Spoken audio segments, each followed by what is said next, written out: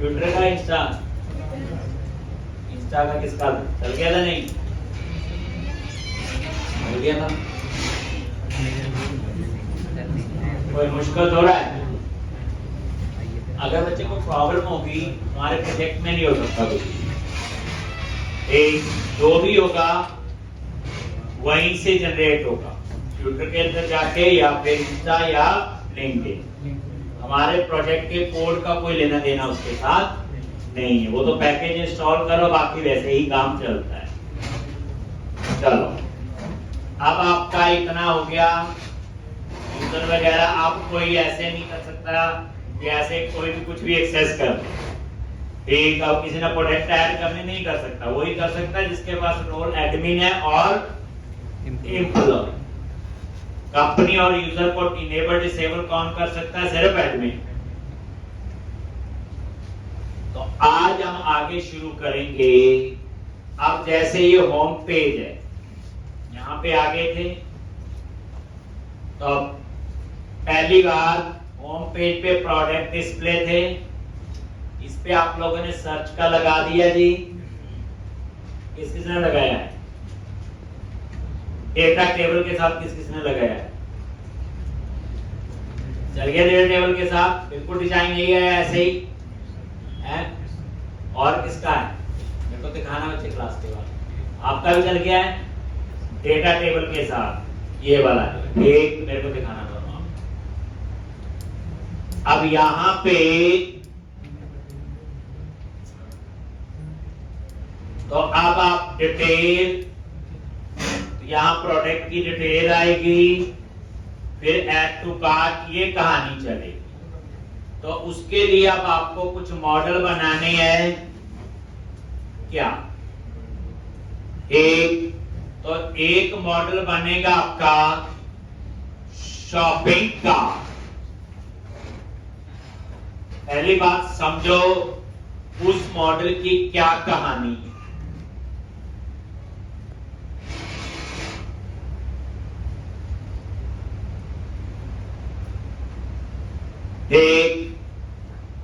उसकी क्या कहानी है?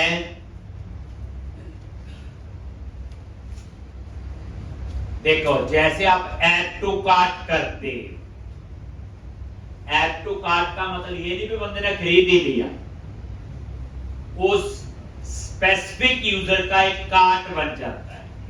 जैसे कभी अमेज़न पे वगैरह पे गए होंगे, आप वहां अकाउंट बनाते हो, लॉगिन करते हो, फिर आप ऐड टू कार्ट, ये भी खरीदना, ऐड टू कार्ट करके आप ऐड कर देते हो। वो क्या करता, आपका कार्ट बना रहता है, फिर खरीदना तो बाद में होता है, कई बार उस समय कई बार बाद में। फिर जब दोबारा लॉगिन करते हो तो आपके कार्ट में वो उतनी आइटम पड़ी होगी, ऐसे होता है। फिर कोई आइटम खरीदनी नहीं खरीदनी आप हटा भी सकते हो वहां से, फिर बाद में जाके ऑर्डर की कहानी होती है। तो ये जो शॉपिंग कार्ट है, इसका एक मॉडल बनेगा। उसमें क्या होगा, किस प्रोडक्ट की शॉपिंग है, दैट इज प्रोडक्ट आईडी। कौन बंदा शॉपिंग कर रहा है, दैट इज यूजर आईडी, यानी एप्लीकेशन यूजर आईडी। मेन तो दो है।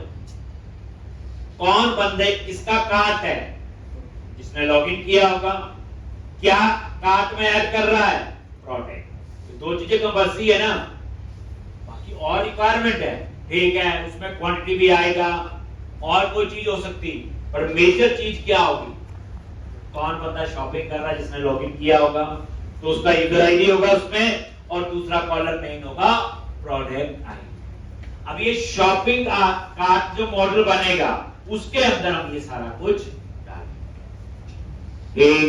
तो अब हमने एक बनाना है, मॉडल पे राइट क्लिक करो, ऐड क्लास,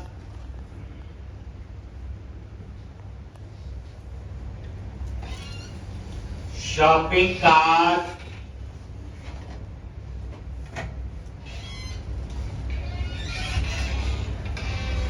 ठीक, और यहां पे पब्लिक।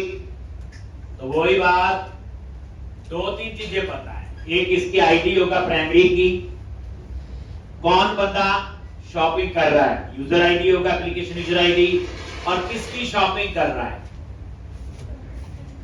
प्रोडक्ट आईडी, इसमें क्वांटिटी भी होगी, कितनी चीजें भेजनी है, 1 2 5 6। तो अब यहां पे तो जो मुझे असाइनमेंट देती करने के बाद मुझे दिखानी है, बाद में बोलोगे मैंने बनाई तो थी पर दिखाई नहीं। तो यहां पे क्या क्या मेंबर होंगे आपके सामने, ये लिखोगे ID, shopping at ID primary key, ये देखो एप्लीकेशन यूजर आईडी,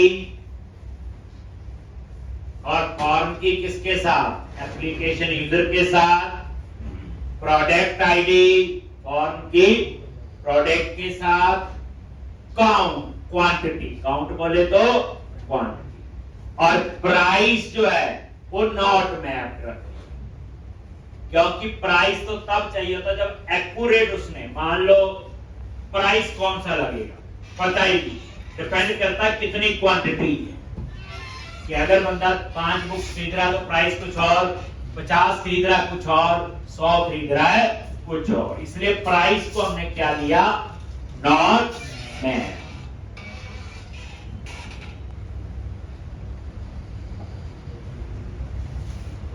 जब मॉडल बनाते हैं बेसिक पता होना चाहिए क्या काम का है, क्या चीज जरूरी है, बाकी तो काम ज्यादा हो सकती है। अब कोई कहता नहीं है प्राइस तो फिक्स है यहां होगा, तो हम हटा देंगे नॉट मैप्ड ऊपर से।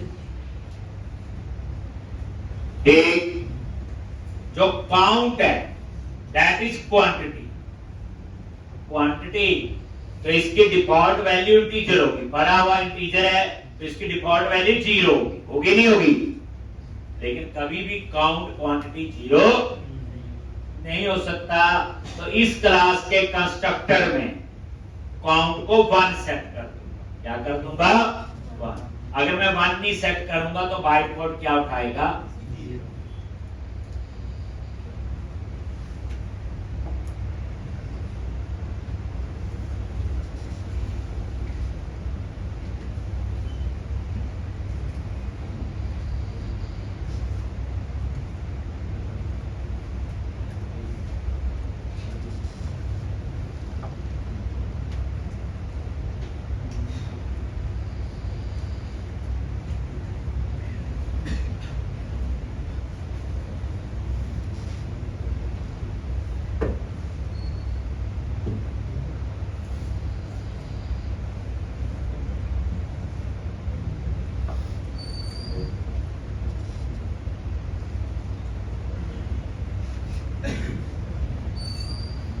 अब यहां पे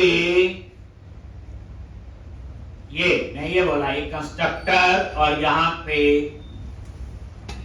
काउंट क्या सेट कर दो 1, ये था इसका एक। तो ये कंस्ट्रक्टर क्या सेट कर दिया 1, नहीं तो बाय डिफॉल्ट काउंट क्या लेगा, नीचे बना सकते हो कंस्ट्रक्टर, ऐसा कुछ नहीं ऊपर ही। एक तो यहां पे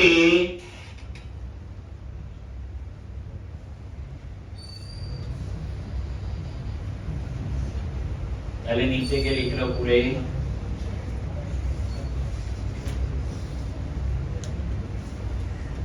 तो ये एक मॉडल बनेगा, एक दो हमारे और बनेंगे। ये जो शॉपिंग कार्ट क्यों बना, पहले कहानी समझाई।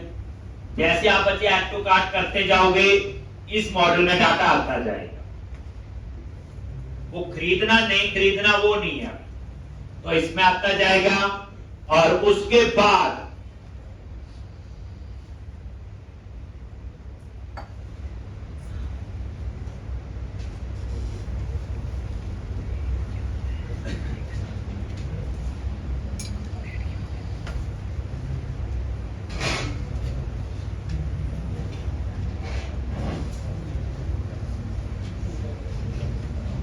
तो ये लिख लिया। अब यहां पे मेरे ख्याल मीनिंग तो समझ आ गया एक मॉडल की कहानी। अब आपने क्या करना आगे?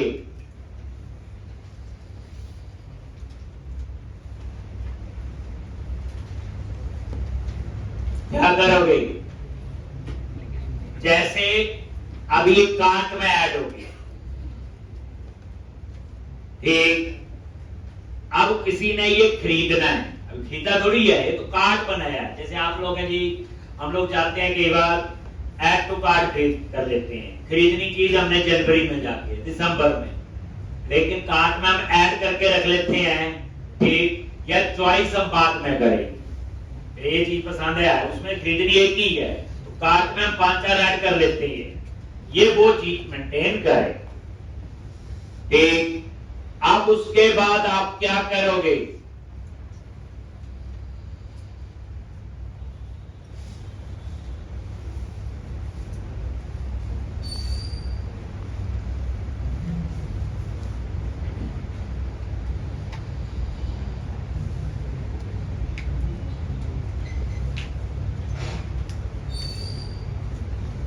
ठीक, अब आपने क्या करना है यहां पे बोलो?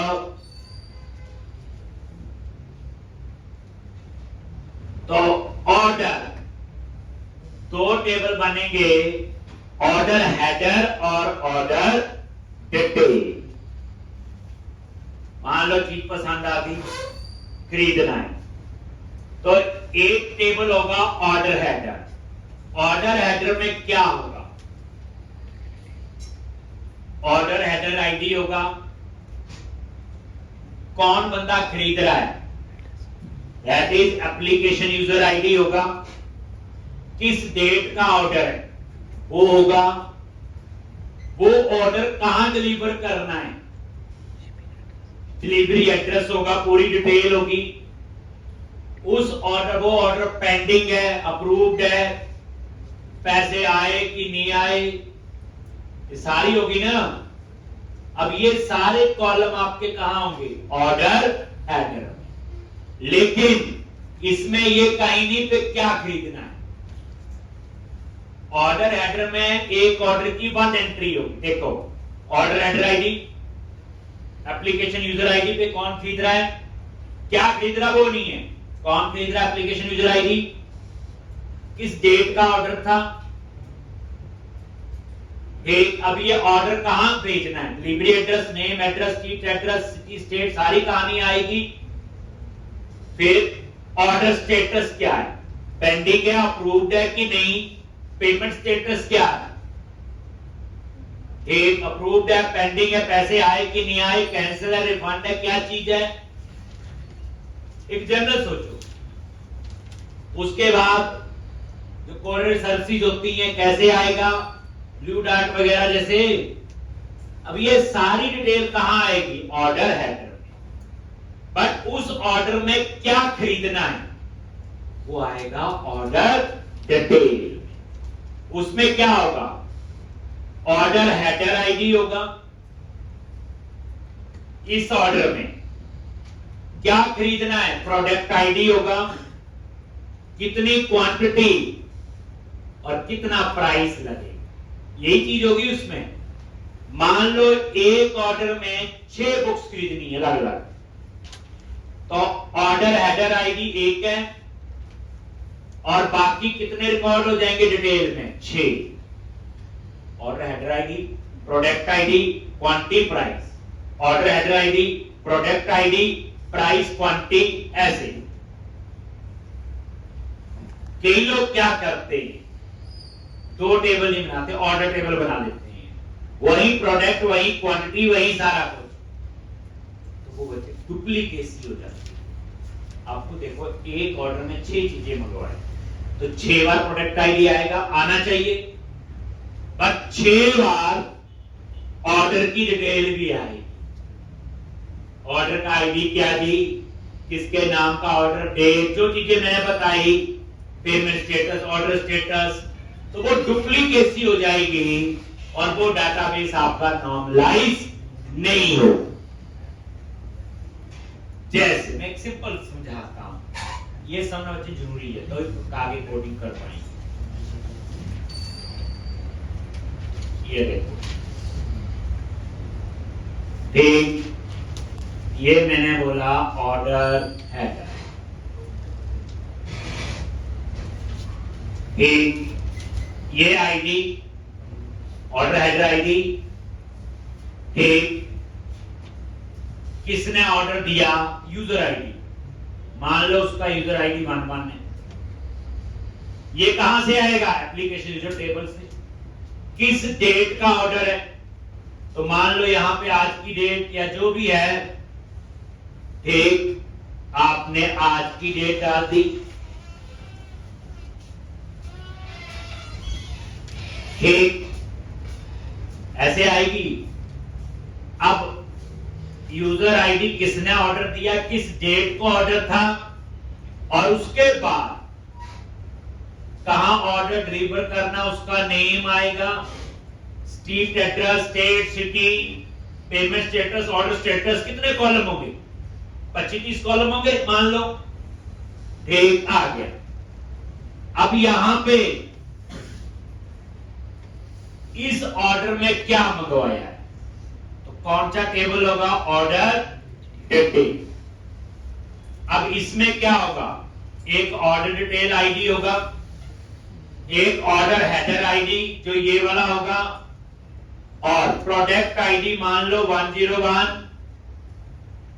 कितनी क्वांटिटी 2, प्राइस मान लो 100 रुपया। अब इस ऑर्डर में 3 चीजें मंगवानी,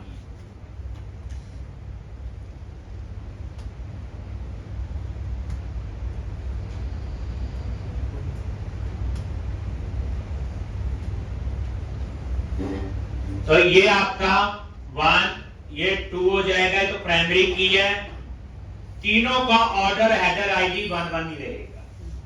बुक कौन सी खरीदी, ये, बुक कौन सी खरीदी, ये, कितनी क्वांटिटी, किसी की 1 और किसी की 5, ऐसे ही प्राइस भी अलग अलग हो जाए।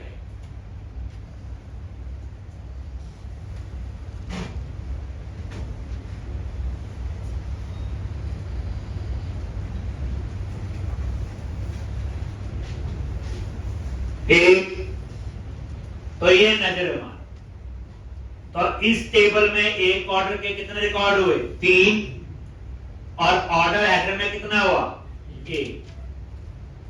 अगर आप एक ही टेबल बनाते तो ये डिटेल 3 बार सेव करनी पड़ती है पूरी। इसके आगे आता ना प्रोडक्ट आईडी, प्राइस, क्वांटिटी, मान लो 25 कॉलम है, 25 के 25 3 बार लिखने पड़ते। इस केस में सिर्फ हेडर आईडी ही 3 बार लिखना पड़ा, तो ये डाटा क्या हो जाता, डुप्लीकेशन, जिसे आप कहते हो डाटाबेस नॉर्मलाइज नहीं। तो अब मैं क्या करने जा रहा हूं,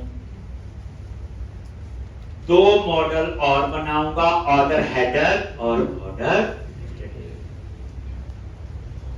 ऑर्डर हेडर में थोड़े कॉलम ज्यादा होंगे, ये लिख लिया बच्चे, ठीक। अब आप आ जाओ, मॉडल पे राइट क्लिक किया, ऐड क्लास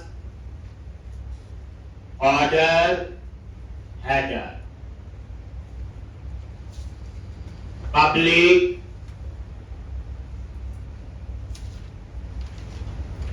और यहां पे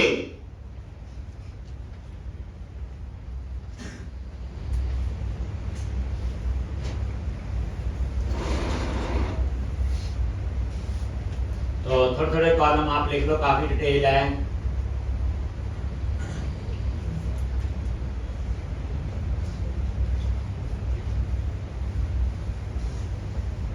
कोई मिस नहीं करना आपने। ऑर्डर हेडर, ये देखो ऑर्डर हेडर आईडी, किसने ऑर्डर दिया, एप्लीकेशन यूजर आईडी, किस डेट का ऑर्डर था, शिपिंग डेट, ऑर्डर टोटल,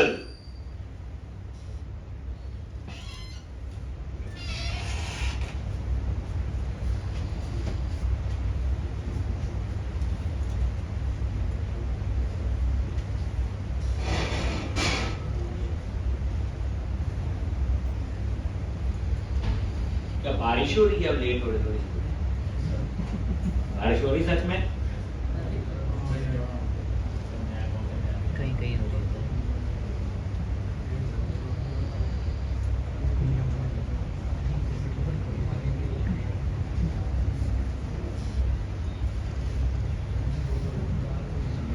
एक बार कोई वैसा बरसात का टाइम था, बच्चा बड़ी लेट आया, कहते वहां ना बारिश बड़ी हो रही थी, कहते वहां इतना पानी आ गया था जो नाव होती उसको क्रॉस करना, इसलिए लेट हुआ मैं।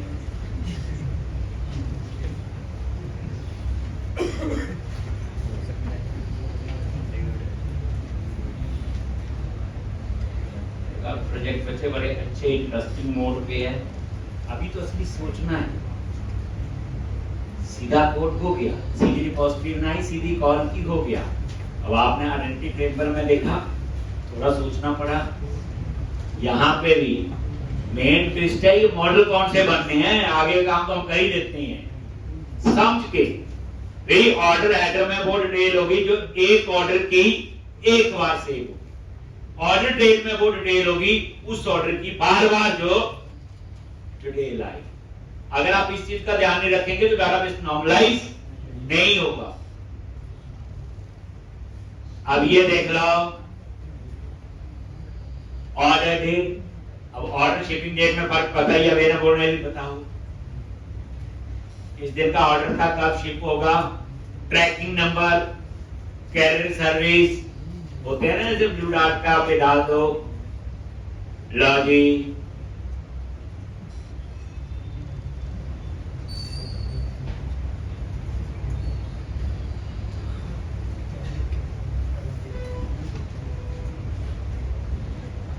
एक। उसके बाद ऑर्डर स्टेटस, पेमेंट स्टेटस बताइए, ऐसे होगा ना ऑर्डर स्टेटस, ऑर्डर पेंडिंग है, अप्रूव्ड है, कैंसल्ड है, ऐसे पेमेंट स्टेटस अप्रूव्ड है तो फिर किस डेट को पेमेंट आई। अब पेमेंट ड्यू डेट, अब जो पेमेंट ड्यू डेट की कहानी है वो हमारे साथ नहीं चलेगी, नॉर्मल यूजर के साथ, वो कंपनी के यूजर के साथ चलेगी, क्योंकि कंपनी के यूजर की थोड़ी उधारी चलती है ना, उसने इकट्ठे ऑर्डर दिए 10 लाख 20 लाख का, तो कई बार वो कार्ड से तो हो ही नहीं सकती पेमेंट। तो जो कंपनी का यूजर होगा उसमें ऐसा था कि 1 महीने का पैसे देंगे, इसलिए पेमेंट ड्यू डेट उनके लिए है, एक इंडिविजुअल यूजर के लिए नहीं।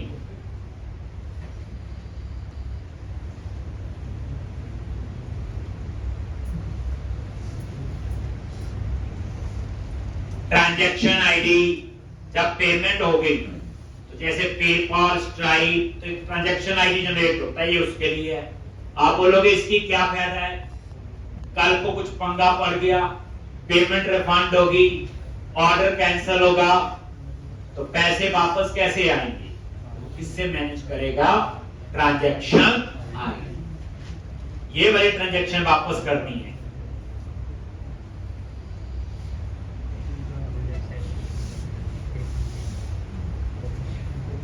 अब उसके बाद आएगा डिलीवरी एड्रेस। देखो कई बार क्या होता है, मान लो मैंने रजिस्टर किया हुआ, उसमें है मेरा name, street address, city, state है ना, पोस्टल कोड, तो डिलीवरी एड्रेस वो होगा। लेकिन कई बार क्या होता है, ऑर्डर मैंने दिया, स्लीपर मैंने मोहाली करवाना, तो डिलीवरी एड्रेस तो अलग होगा। यानी कई बार वो भी हो सकता है, कई बार कोई और भी हो सकता है। तो इसलिए इसमें डिलीवरी एड्रेस का कहानी भी आपकी आए। एक क्या क्या होगा, वही name, street address, city, state, postal code, phone number,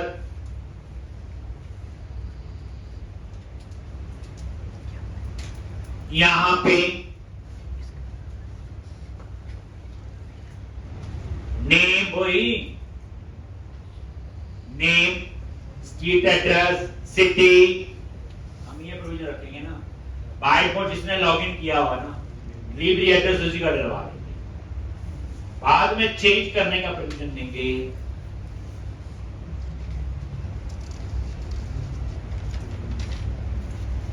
वही है, name, street address, city, state, postal code और नाम।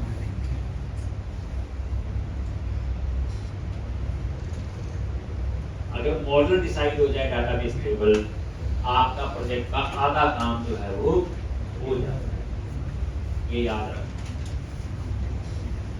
अगर आपका प्रोजेक्ट का आर्किटेक्चर, डेटाबेस डिजाइन प्रॉपर हो, कोडिंग तो आप किसी को बैठा के, जैसे आप लोग हैं फ्रेशर हैं, अगर आपको कोई बंदा बता दे ऐसे काम करना, ये आर्किटेक्चर, मैं वही तो बता रहा हूँ, और आपको कोई बता दे ये मॉडल बनना है, तो बाकी कहानी तो आप लोग कर एक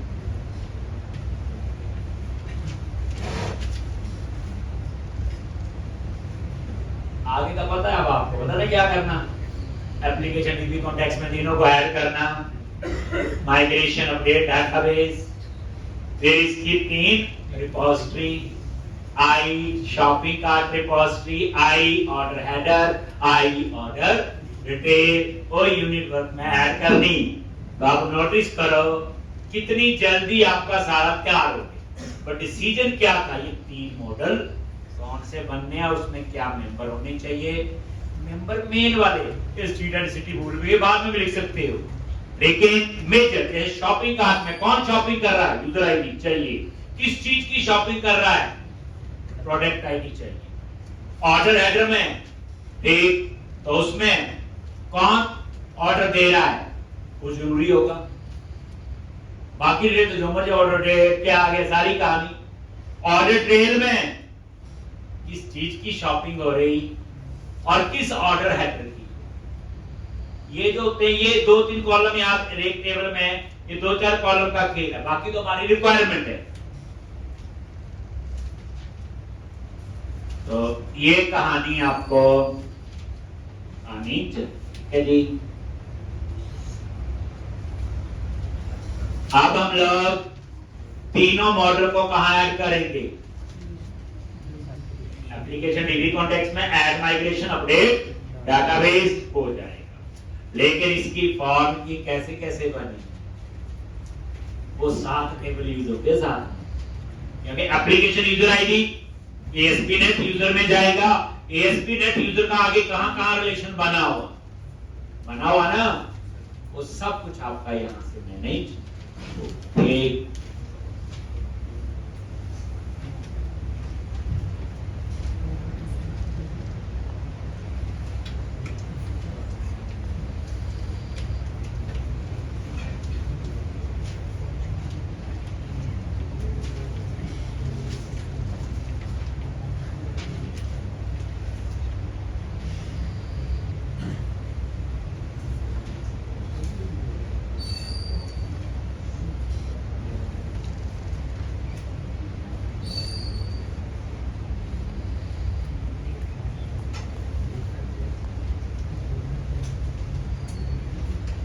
एक। तो अब यहां पे ये लिख ले बच्चे सारे, चले आगे एप्लीकेशन डीबी कॉन्टेक्स्ट में जाओ और तीनों मॉडल को ऐड।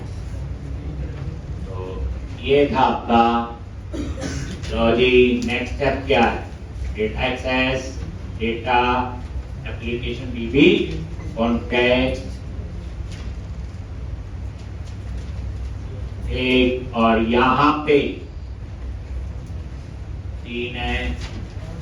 क्या लिखना है यहां पे, सबसे पहले बोलो शॉपिंग कार्ट, और यहां पे शॉपिंग कार्ट हो गया। उसके बाद ऑर्डर हेडर, क्या आएगा जी, ऑर्डर हेडर। तीसरा जी ऑर्डर,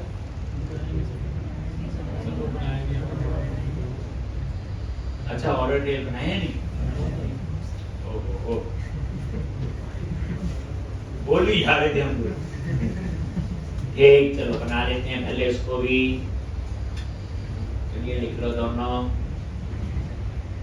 तो ऑर्डर डिटेल, इसमें तो काम में कॉलम होंगे, एक ऑर्डर डिटेल आईडी अपनी प्राइमरी की होगी, ऑर्डर डिटेल हेडर आईडी होगा जो हेडर से आएगा, और कौन सा प्रोडक्ट है जिसकी शॉपिंग हो रही, कितनी क्वांटिटी, प्राइस। देखिए 4-5 कॉलम होंगे, उसमें ज्यादा कॉलम नहीं। दोबारा हम यहाँ पे आएंगे, मॉडल में ही रहो, राइट क्लिक, ऐड क्लास, क्या नाम है, ऑर्डर डिटेल, और यहाँ पे पब्लिक और कॉलम ऑर्डर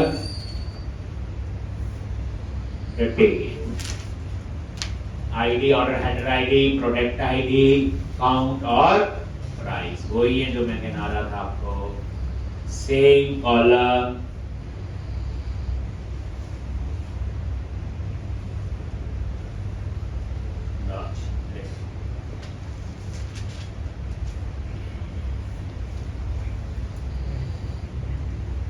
आपको अभी बोला जाए 50 मॉडल बनाने हैं, बस बता दे कौन से बनाने हैं, फिर तो आप 15 मिनट में तैयारी कर दोगे, टाइपिस्ट की तरह सारा काम तैयार, लॉरी सेव अपडेट सारा लिख दिया, आप जीयूआई पे चलो, सिर्फ वहीं रुकोगे जाके, उसके बाद और कोई रास्ता नहीं है। प्रोजेक्ट तो वैसे सिस्टम से बने, मुझे तो लगता है कि प्रोजेक्ट बनाना वैसे आता हो तो आसान है।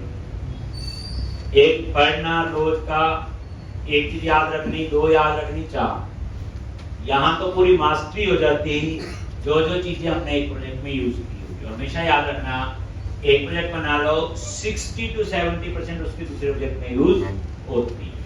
कोई भी प्रोजेक्ट बनाओ, आर्किटेक्ट ही चलेगा, ई कॉमर्स नहीं है, कोई और होगा, कहानी ऐसे बनेगी, मास्टर वहां भी होंगे, रोल वहां भी होंगे, आइडेंटिटी फ्रेम पर वहां भी होगा, तो क्या है इसमें।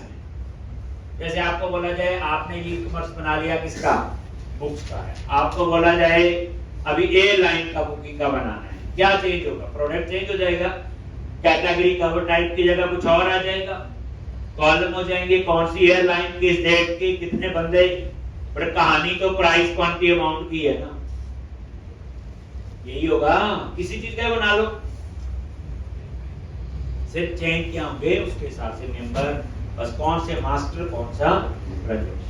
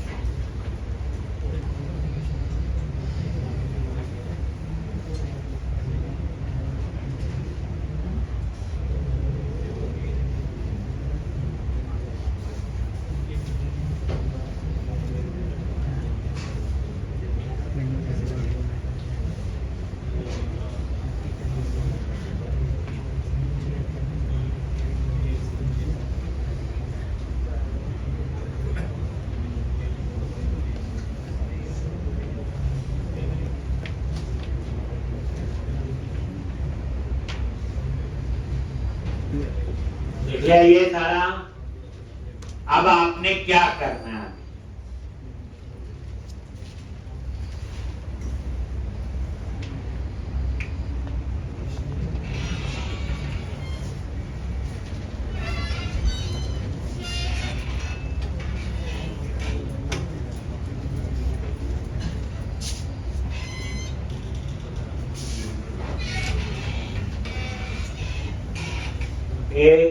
इस तरह से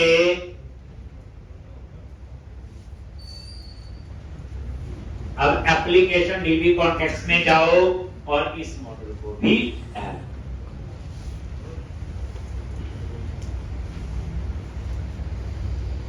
तो एप्लीकेशन डीबी कॉन्टेक्स्ट और ये क्या लिखना है यहाँ पे, ऑर्डर डिटेल, और यहाँ पे ऑर्डर डिटेल हो गया जी। तो आपके यहाँ पे 3 टेबल और ऐड,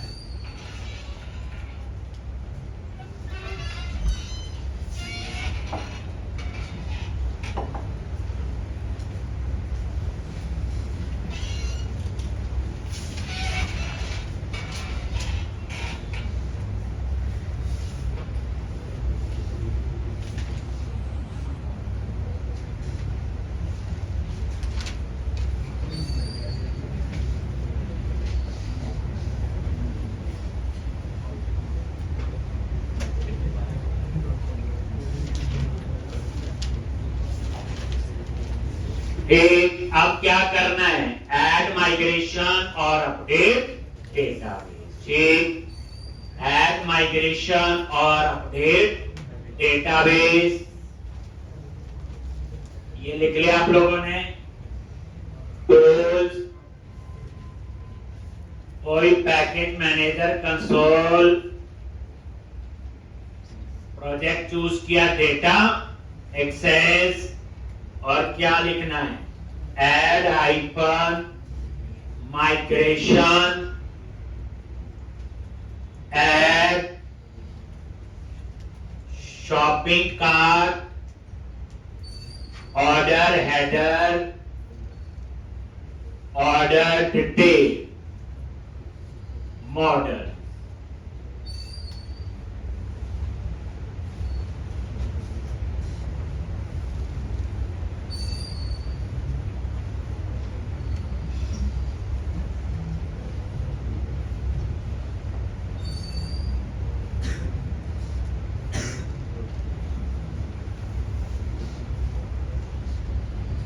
ठीक, add shopping cart, order header, order detail, model, यही नाम दे दिया मैंने। और ये यही 3 मॉडल ऐड हुए, ये ऐसा नाम रख दिया मैंने माइग्रेशन फाइल का। और ये यहां पे गए और ये नजर मार,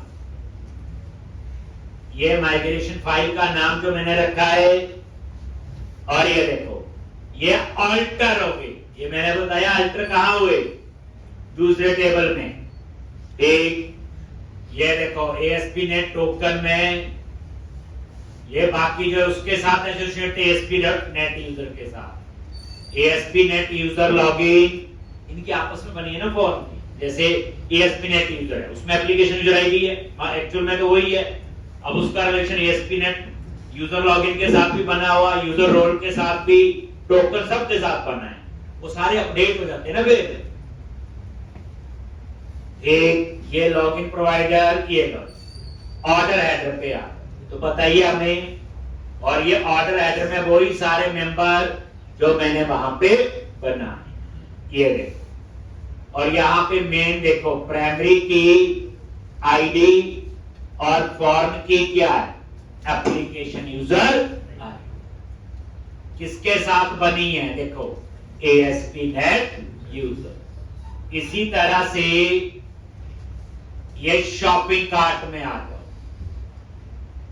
एक ID, application user ID, product ID, count, और नीचे नजर मारो, ये प्राइमरी की और ये एप्लीकेशन यूजर आईडी किसके साथ, ASP.NET यूजर, और प्रोडक्ट आईडी किसके साथ, प्रोडक्ट। एक और इसी तरह ऑर्डर डिटेल में आ जाओ, और इसमें प्राइमरी की, फॉर्म की ऑर्डर हेडर आईडी, और फॉर्म की आईडी किसके साथ, प्रोडक्ट के साथ। ये बिल्कुल ठीक है, 3 तो हमें पता थे, बस जो ऑल्टर हुए, क्योंकि जब आपका फॉर्म की ASP.NET यूजर के आईडी के साथ हुई, जो एप्लीकेशन यूजर आईडी था, तो उसका लिंक जहां जहां होगा वो सारी जगह अपडेशन होती ना, उसकी जहां जहां फॉर्म की, जैसे ASP.NET यूजर की फॉर्म की कहां, जितना हमें पता है ASP.NET यूजर रोल, तो वहां भी होना चाहिए।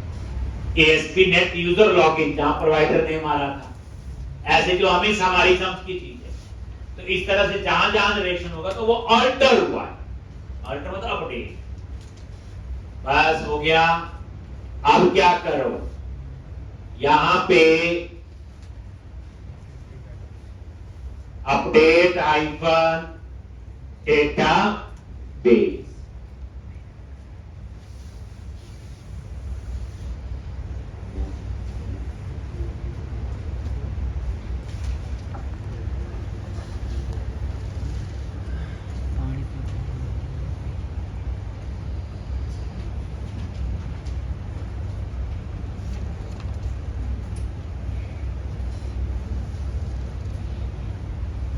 एक। और ये क्या आपका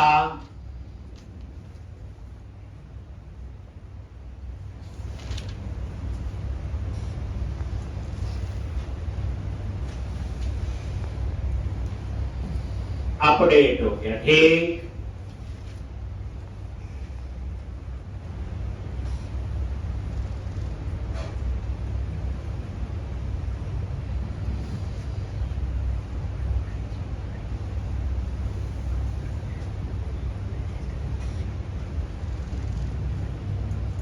डेटाबेस और यही है,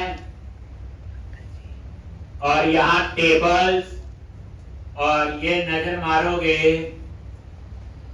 इस वक्त 3 और ऐड हो गए। देखो, कैटेगरी, कवर टाइप, प्रोडक्ट, 3 तो पहले थे और 3 और ऐड हो गए। नजर मार लो, shopping cart, order headers, order details. Clear है जी? तो अब आपका इतना कोड तो ये हो गया। अब हम उसके बाद क्या करेंगे? बोलो, रिपोजिटरी। तो रिपोजिटरी पे गए और आई रिपोजिटरी पे राइट क्लिक किया, ऐड क्लास इंटरफेस, और क्या लिखना यहां? आई शॉपिंग कार्ट रिपोजिटरी, आई शॉपिंग कार्ट रिपोजिटरी।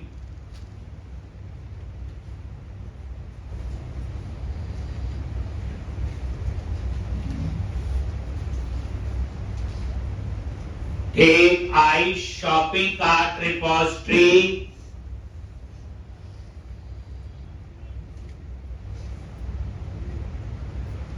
और यहां पे क्या लिखते हैं? बोलो, आई रिपोजिटरी, और क्या लिखोगे?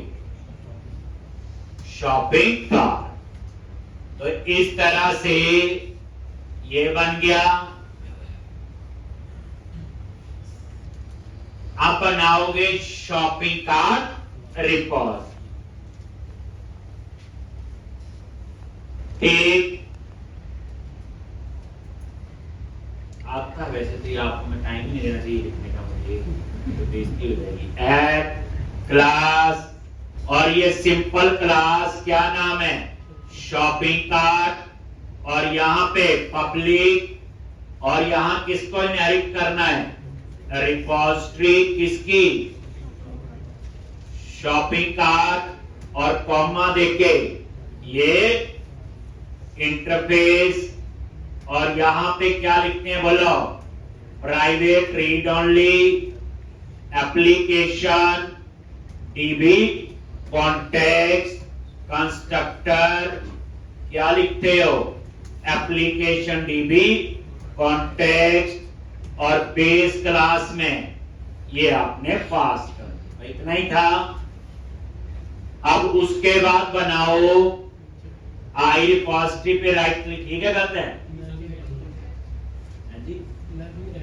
अच्छा, मैं भी लॉजिक। ठीक, तो इस तरह से ये बन। अब बनाओ आई रिपोजिटरी पे गए, right click, add class interface, क्या नेम रखोगे?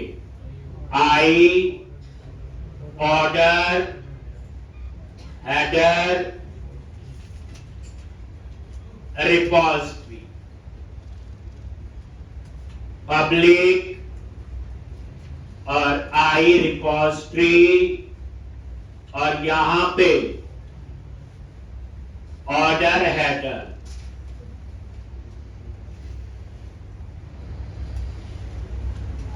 और ये आपका रिपोजिटरी पे राइट क्लिक करो, ऐड क्लास, और ऑर्डर हेडर रिपोजिटरी, क्या लिखोगे? पब्लिक, और यहां पे रिपोजिटरी, ऑर्डर हेडर, कॉमा, आई order header repository, private read only application DB context constructor और यहां पे एप्लीकेशन डीबी कॉन्टेक्स्ट बेस और यहां पे ये आपने लिख दी। इसी तरह से तीसरी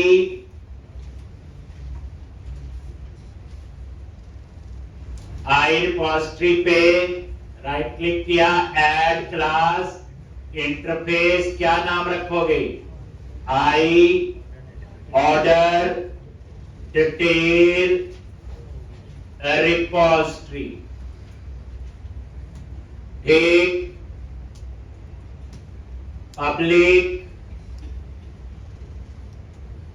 आई रिपॉजिटरी। क्या चाहिए आपको? ऑर्डर डिटेल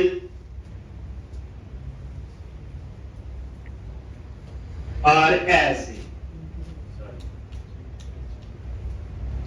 यहां तो इतना ही चाहिए। उसके बाद रिपॉजिटरी पे राइट क्लिक किया, ऐड क्लास, क्या नेम होगा? ऑर्डर डिटेल रिपॉजिटरी पब्लिक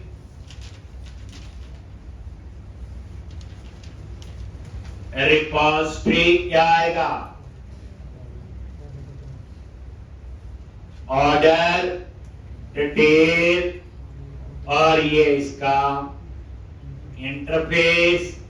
और क्या लिखते हैं? Private read only application DB context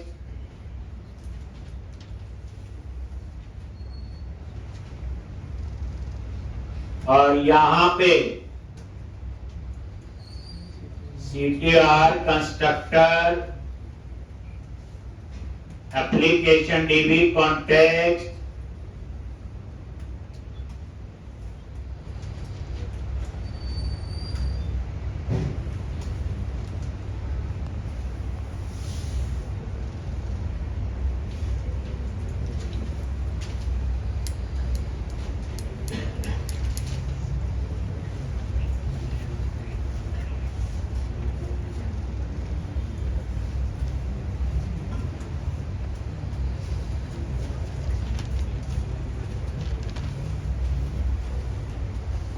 एक। तो इस तरह से ये देख लो, आई कौन कौन सी बनाई? I shopping cart repository, I order header, I order detail. और इसी तरह shopping cart repository, order header और ऑर्डर डिटेल। अब क्या करो? आई यूनिट ऑफ वर्क में आओ और वहां क्या कर दो? ऐड। एक यहीं पे आगे तीनों को ऐड करना है। आई यूनिट ऑफ वर्क, क्या लिखेंगे? आई शॉपिंग कार्ट और इस तरह से। दूसरा क्या आपका? आई order header repository, order header, I order detail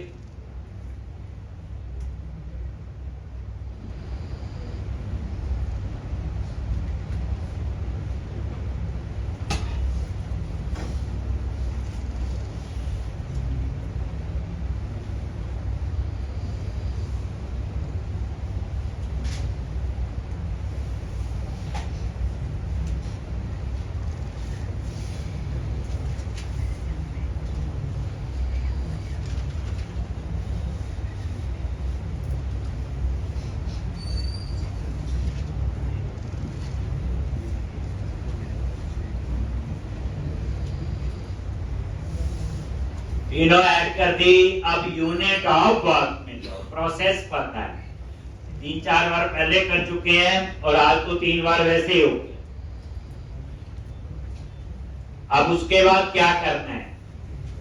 unit of work. जाओगे वहां पे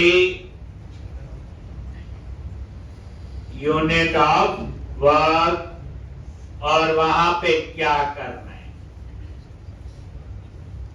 जैसे ये है,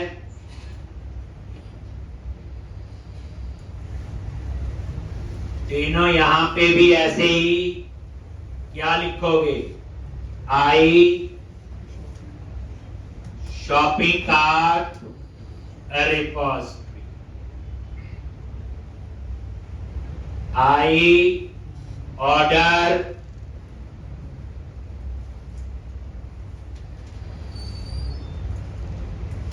हेडर रिपोजिटरी। ठीक, उसके बाद ऑर्डर आई ऑर्डर डिटेल और ऑर्डर डिटेल रिपोज ऐड कर दी और ऊपर इन तीनों को क्या कर दो, इनिशियलाइज कर दो। ठीक,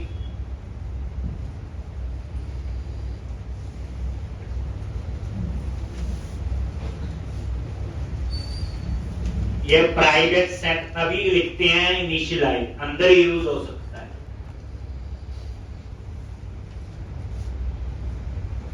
ठीक, अब उसके बाद क्या करोगे, ऊपर कंस्ट्रक्टर में इसको इनिशियलाइज कर दो। ठीक है जी,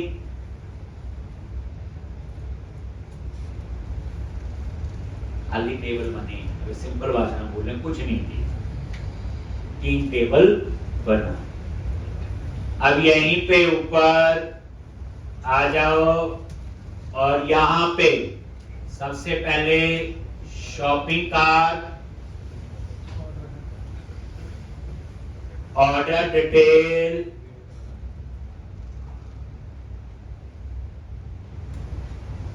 ऑर्डर है, तीनों को आपने ऐड कर। तो आपका जो है कितनी जल्दी कितना काम हो गया। डिसीजन ये था कि 3 मॉडल बनते। अब हम लोग जो होम कंट्रोलर है कस्टमर के अंदर, अब उसके डिटेल वाले पेज पे काम करेंगे।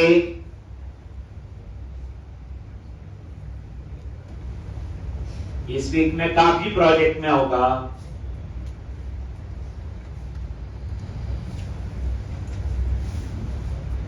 तो इतना आपने पहले बच्चे काम करना है। ये सारा क्लोज करो, पता ही है अब चल गया होगा।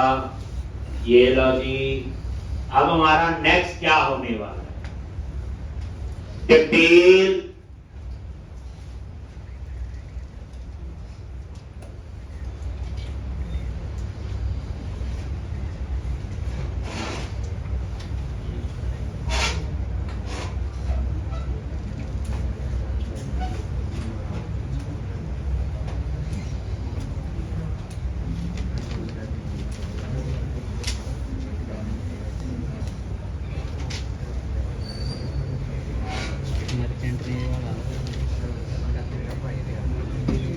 ठीक। अब ये होम पेज है, जैसे हम डिटेल पे क्लिक करें तो बुक डिस्प्ले होनी चाहिए। ठीक है जी, तो अब आपका काम इसके ऊपर होगा।